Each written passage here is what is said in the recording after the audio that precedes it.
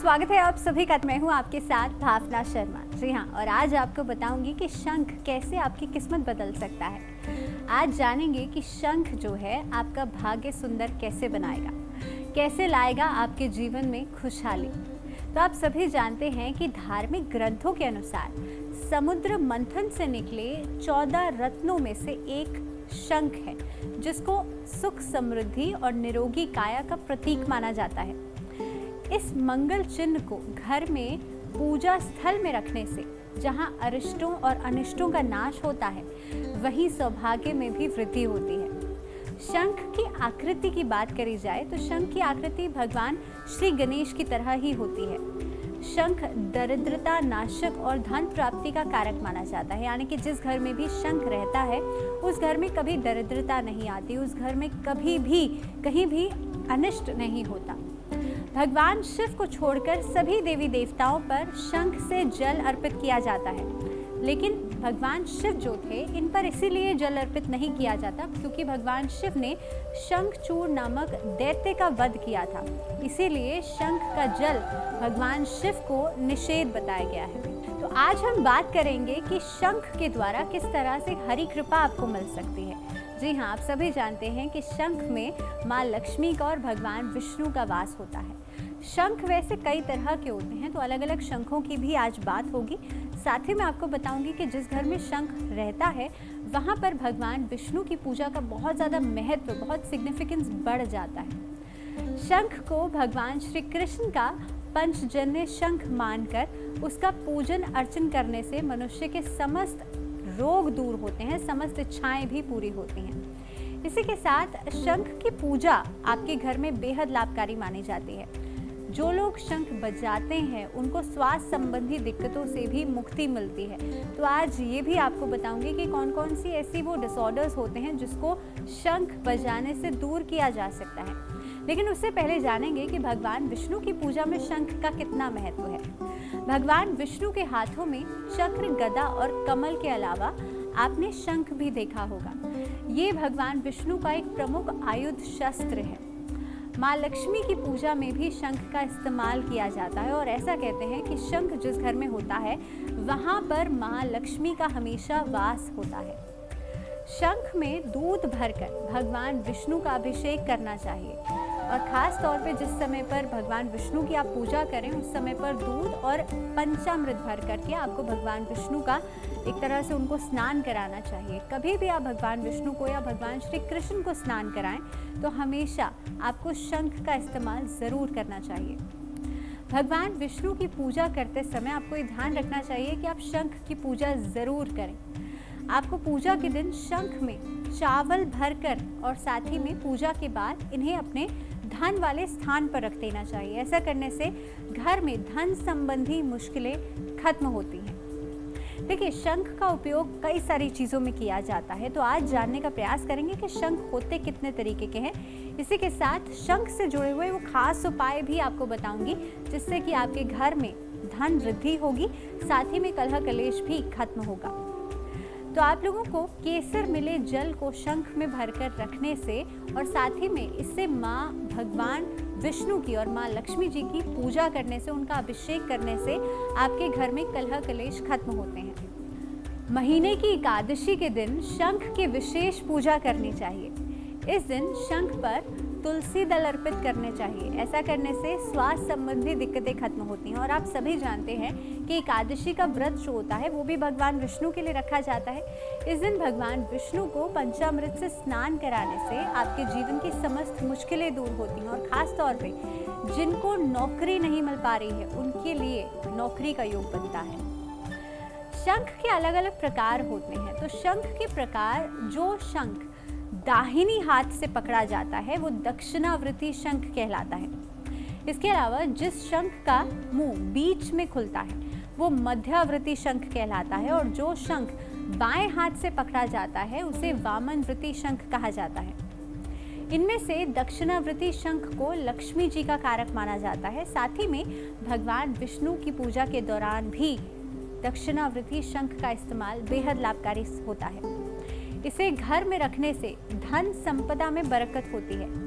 दक्षिणावर्ती शंख जो है वो देव स्वरूप माना गया है। शंख के मध्य में वरुण, पृष्ठ में ब्रह्मा और अग्रभाग में गंगा का निवास होता है। दक्षिणावृत्ति शंख के पूजन से खुशहाली आती है, साथ ही में लक्ष्मी प्राप्ति के साथ साथ संपत्ति भी बढ़ती है। तो जो लोग चाहते हैं नया घर खरीदना, उनके लिए ज़रूरी है कि अपने घर में शंख ज़रूर लेकर के आए। और आप सभी जानते हैं कि भगवान विष्णु का पूजन एकादशी वाले दिन करना श्रेष्ठ माना जाता है। तो शंख का पूजन या शंख लाने के लिए भी एकादशी का दिन बेहद महत्वपूर्ण माना जाता है। इसके अलावा जहाँ शंख नाद और शंख पूजन होता है, वहाँ लक्ष्मी स्थायी रूप से निवास करती हैं।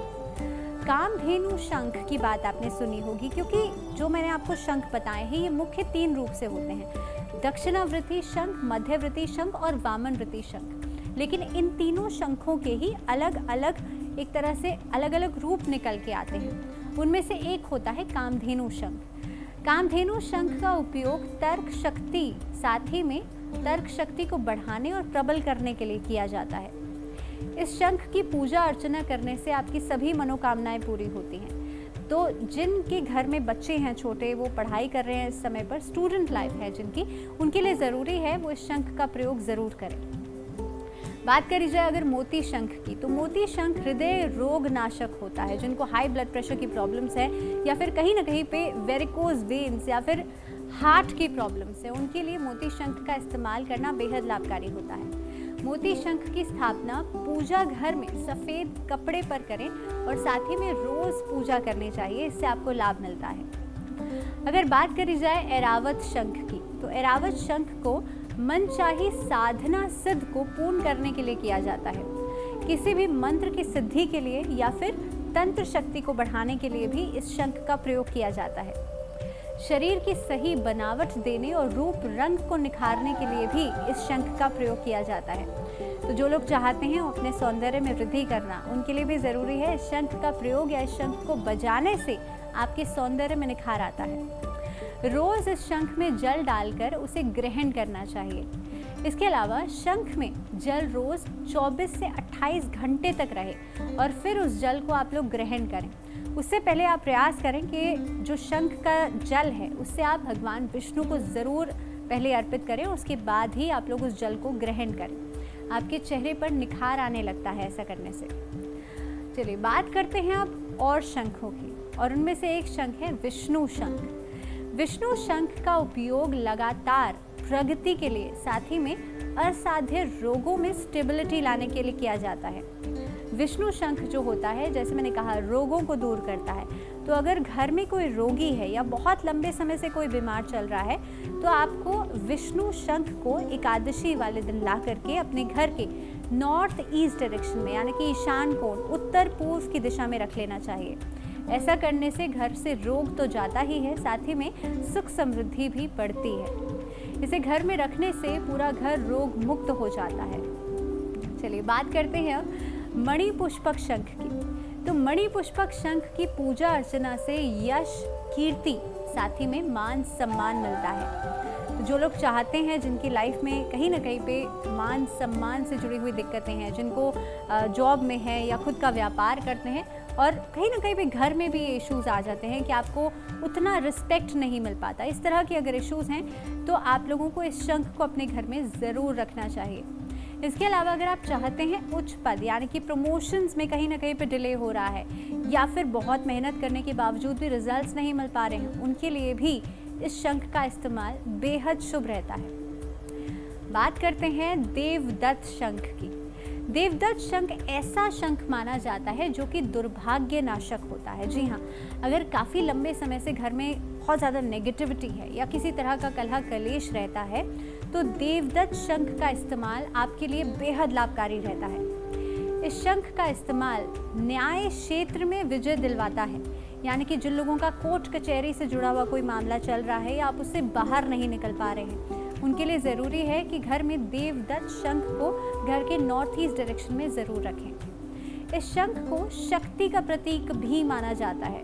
इस शंख को घर में रखने से आपका सेल्फ कॉन्फिडेंस भी बढ़ता है।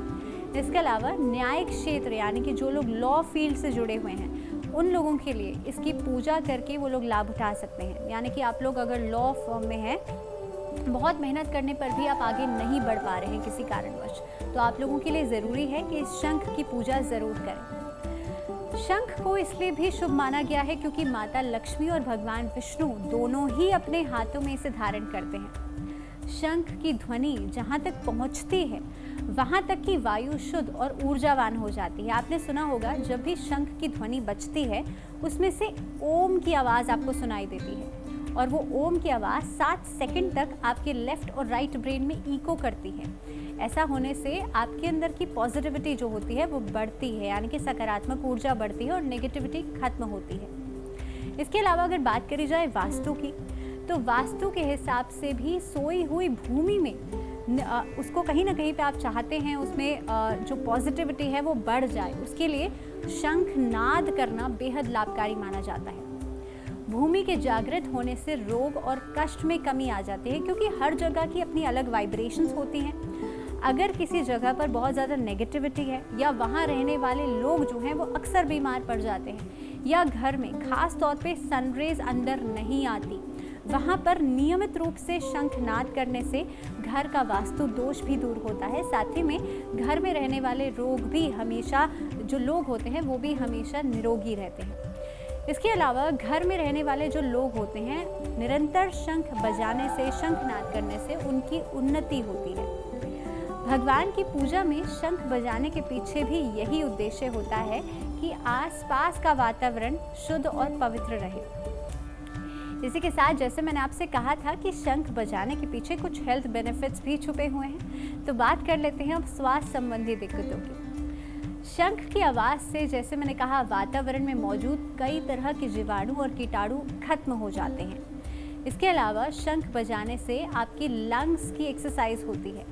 अगर एस्थमा से जुड़ी हुई कोई प्रॉब्लम्स है या फिर श्वास से जुड़ी हुई प्रॉब्लम्स हैं, श्वास के रोगी जो हैं उनको नियमित तौर पर शंख बजाना चाहिए। ऐसा करने से आपको वो बीमारी जो है वो जल्द ही खत्म होती है। बात करें अगर शंख में रखा पानी पीने से, तो शंख में अगर रखा हुआ पानी आप लोग पीते हैं, ऐसा होने से आपकी हड्डियां, आपकी बोन्स मजबूत होती हैं। ये दांतों के लिए भी बेहद फायदेमंद माना जाता है। शंख में कैल्शियम, फास्फोरस और गंधक के गुण पाए जाते हैं। इसी की वजह से ये आपके बोन्स को एक तरह से मजबूत करता है। आपकी बॉडी के अंदर जो कैल्शियम की डेफिशिएंसी होती है उसे खत्म करता है। घर के जो छोटे बच्चे होते हैं उनके शरीर पर छोटे छोटे शंख बांधने, साथ ही में शंख में जल भरकर अभिमंत्रित करके उन्हें पिलाने से वाणी दोष की दिक्कत खत्म होती है। जो बच्चा स्टैमर करता है या स्पीच रिलेटेड जिन बच्चों को प्रॉब्लम्स है उनके लिए ये उपाय बेहद कारगर साबित होता है। साथ ही में बच्चे का स्वास्थ्य भी हमेशा अच्छा बना रहता है। इसके अलावा शंख, जैसे मैंने कहा कि हाथ पर बांधने और ख़ास तौर पे आपके राइट हैंड पर बांधने से बच्चा नज़र दोष से भी हमेशा मुक्त रहता है। इसके अलावा पुराणों में उल्लेख मिलता है कि मुख और श्वास रोगी हमेशा शंख बजाएं तो बोलने की शक्ति पा सकते हैं। जो लोग रुक रुक कर बोलते हैं या फिर हकलाते हैं, अगर वो लोग नियमित रूप से शंख का जल पीने, तो ऐसा करने से आश्चर्यजनक लाभ आपको मिलता है। इसके अलावा जैसे मैंने आपसे कहा था कि शंख की पूजा या भगवान विष्णु की पूजा कहीं ना कहीं पे शंख के बिना नहीं की जा सकती।